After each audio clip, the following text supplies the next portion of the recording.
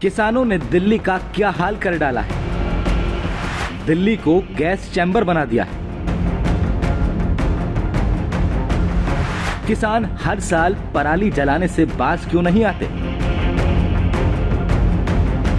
इनको कोई रोकता क्यों नहीं है? पराली जलाने की सख्त सजा होनी चाहिए।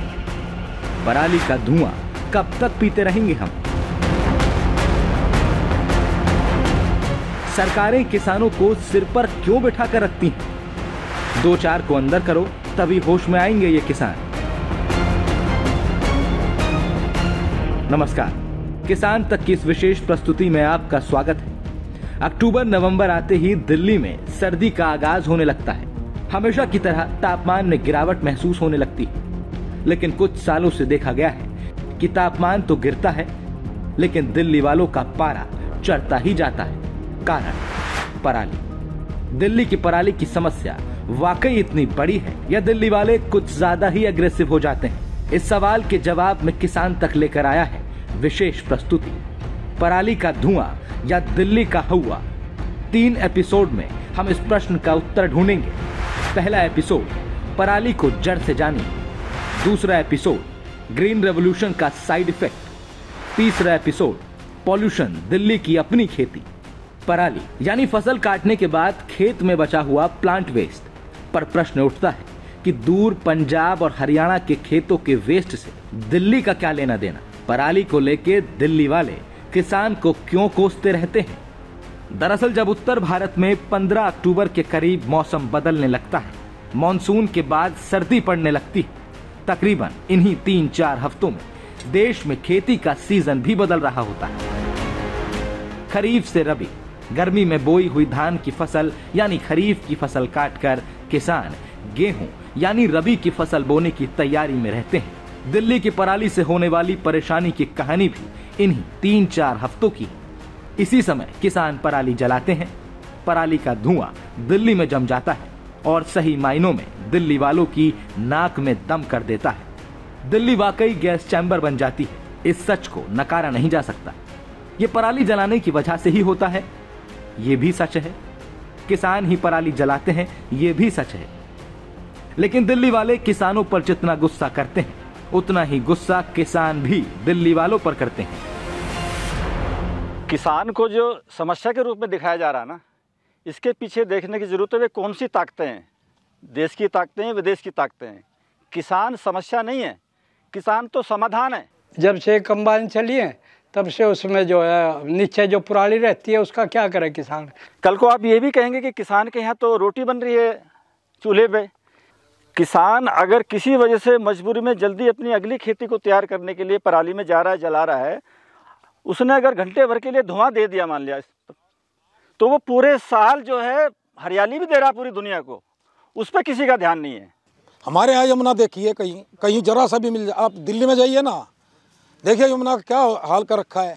और ना इसी पे ध्यान है कि जो पूरा सिस्टम जो प्रदूषण फैला रहा है इस देश में, चाहे वो गाड़ियाँ या फैक्ट्रियाँ हैं, उस पर कहीं ध्यान नहीं है। वो सारों ने मिलकर किसान के पीछे लग गए। कोई गरीब आदमी है जिसके पास थोड़ी ज़मीन है, उसके पास साधन नहीं है, उसकी मजबूरी है उसको जलाना। अगर वो पराली नहीं जलाएगा, वो सिस्टम को जलाएगा, वो दिल्ली को जलाएगा, लखनऊ को जलाएगा, सचिवालय को जलाएगा। ये सरकार की पॉलिसी जो है वो सारी खराब है।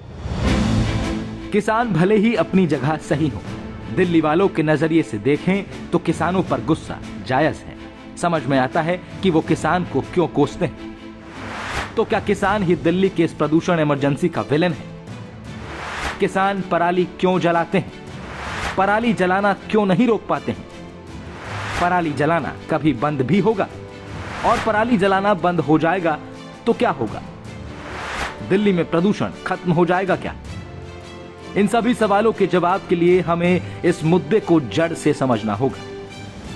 इस स्पेशल रिपोर्ट को देखने के बाद हम आशा करते हैं कि धुंध छट जाएगी, पराली की भी और नजरिए की भी, और इस गंभीर समस्या से निपटने के लिए ठोस कदम उठाए जाएंगे। जब बात किसान और खेती की हो रही है तो जड़ से ही शुरुआत होनी चाहिए, और किसी भी मुद्दे के जड़ होते हैं फैक्ट्स यानी तथ्य। और तथ्यों की इस बुनियाद पर आगे का विश्लेषण करेंगे। तो शुरुआत करते हैं तथ्य नंबर 1। देश में पराली दशकों से जलती आ रही है। तथ्य नंबर 2, लेकिन दिल्ली की जुबान पर पराली शब्द 2016 के बाद से ही आया है, यानी हाल ही में कुछ तो बदला है, जिसकी वजह से पराली इतनी बड़ी समस्या बन गई है। तथ्य नंबर 3, दिल्ली के प्रदूषण का सबसे बड़ा कारण है गाड़ियां, जो 28% पॉल्यूशन फैलाती हैं, उद्योग जो 30% पॉल्यूशन फैलाते हैं, धूल जो 17% पॉल्यूशन फैलाती है, पराली जो महज 4% पॉल्यूशन फैलाती है, अन्य जिनसे 21% पॉल्यूशन फैलता है। तथ्य नंबर 4, दिल्ली में साल 2000 में 34 लाख गाड़ियां थी, जो 2020 में बढ़कर 1 करोड़ 18 लाख तक पहुंच गई हैं। यानी दिल्ली में 2 दशक के अंदर गाड़ियों की संख्या में 4 गुना वृद्धि हुई है। इतना ही नहीं, 2001 में दिल्ली की जनसंख्या 1 करोड़ 38 लाख थी। 2020 में दिल्ली की यही जनसंख्या बढ़कर 2 करोड़ 3 लाख पहुंच गई। अब तथ्य नंबर 3 और 4 को देखें तो सामने आता है तथ्य नंबर 5, हाई पॉल्यूशन दिल्ली की घर की खेती है, क्योंकि दिल्ली की गाड़ियां, दिल्ली की आबादी, दिल्ली के कारखाने, दिल्ली के कंस्ट्रक्शन, सब कुछ दिल्ली के अपने हैं। तथ्य नंबर 6, दिल्ली के प्रदूषण उत्पाद में कुछ ऊंच नीच नहीं होता, हर रोज उतना ही प्रदूषण उत्पन्न होता है, लेकिन AQI यानी एयर क्वालिटी इंडेक्स कभी कम कभी ज्यादा होता है। इसके पीछे के 2 कारण हैं, हवा में नमी और दूसरा हवा का रुख। तथ्य नंबर 7, गर्मियों में वातावरण में नमी कम होने की वजह से हवा हल्की होती है और पॉल्यूटेंट्स हवा के साथ बह जाते हैं। सर्दियों में नमी की वजह से हवा और भारी हो जाती है, जिससे पॉल्यूटेंट्स ट्रैप हो जाते हैं। नतीजा ये कि हवा और भारी हो जाती है। लेकिन ये बात दोबारा जान लेने लायक है कि किसी दिन दिल्ली में AQI कम है तो इसका मतलब ये नहीं कि उस दिन पॉल्यूशन का उत्पाद कम रहा।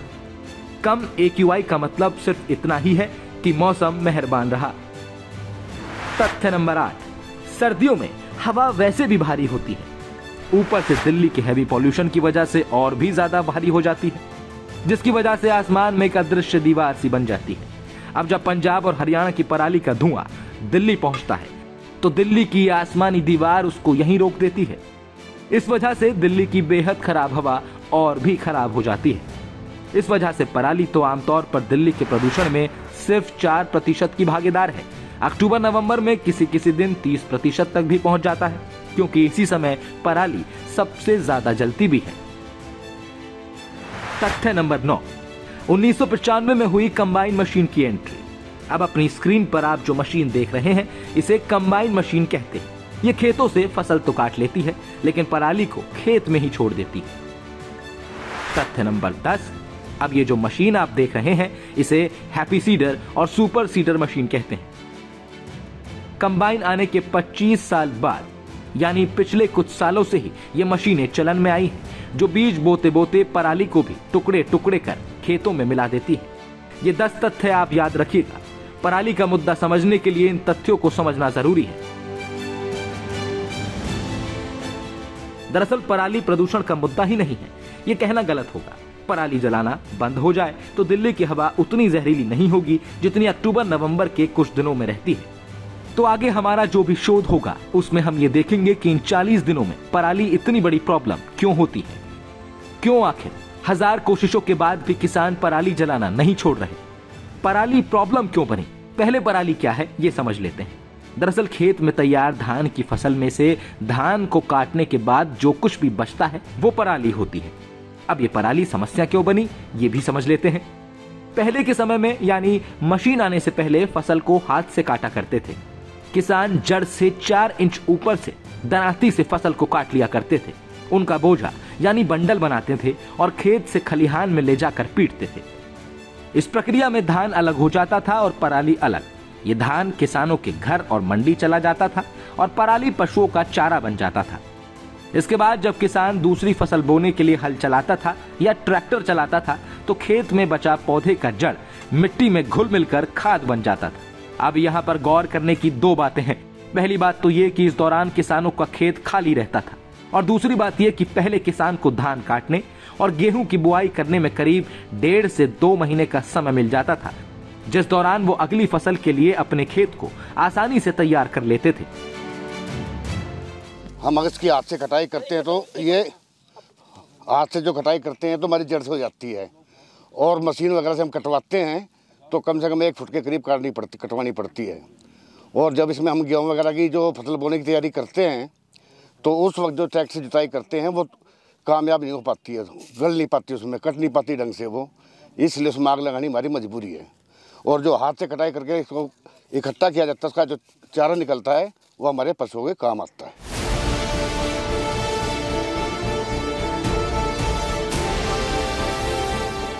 दरअसल 1995 से पहले फसल काटने का यही तरीका था। 96 में किसानों और मजदूरों की जगह कंबाइन मशीनों ने ये काम ले लिया। अब धान के इस खेत को देख लीजिए, फसल कटने के लिए तैयार खड़ा है। अब दूसरी तस्वीर में फसल को कटते हुए देखिए। ये कंबाइन मशीन ऊपर ही ऊपर से अनाज काटकर स्टोर करती जाती है और अपने पीछे पराली छोड़ती जाती है। कंबाइन मशीनें अपने पीछे धान की जड़ से करीब 1 से 2 फुट ऊपर तक का ही तना छोड़ती हैं। इसमें फसल आसानी से कट जाती है, लेकिन पराली वहीं की वहीं रह जाती है। अब दोनों तरीकों में खेत की स्थिति की तुलना करते हैं। मैनुअल तरीके में खेत पराली और फसल से एक झटके में खाली हो जाता था।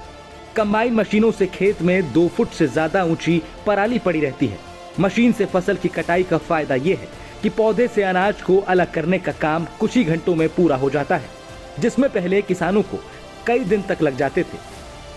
औसतन किसान को हाथ से 1 एकड़ फसल काटने और अनाज घर ले जाने में करीब 10 से 12 दिन लगते थे, जबकि मशीन से 1 एकड़ फसल 1 घंटे में ही कट जाती है और अनाज घर पहुंच जाता है।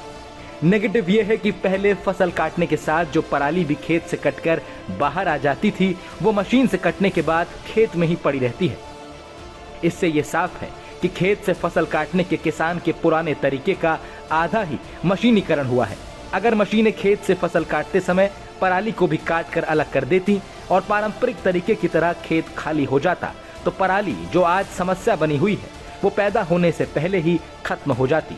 हम ऐसा क्यों कह रहे हैं, इसका जवाब जानने के लिए हमें जाना होगा 5 दशक पहले, और विश्लेषण के इस पॉइंट पर हम जाएंगे एपिसोड 2 में, जिसका नाम है ग्रीन रेवोल्यूशन के साइड इफेक्ट। आगे आपको बताएंगे पराली जलाने के लिए क्यों मजबूर हुए किसान। देखते रहिए किसान तक की विशेष प्रस्तुति, पराली का धुआं या दिल्ली का हवा।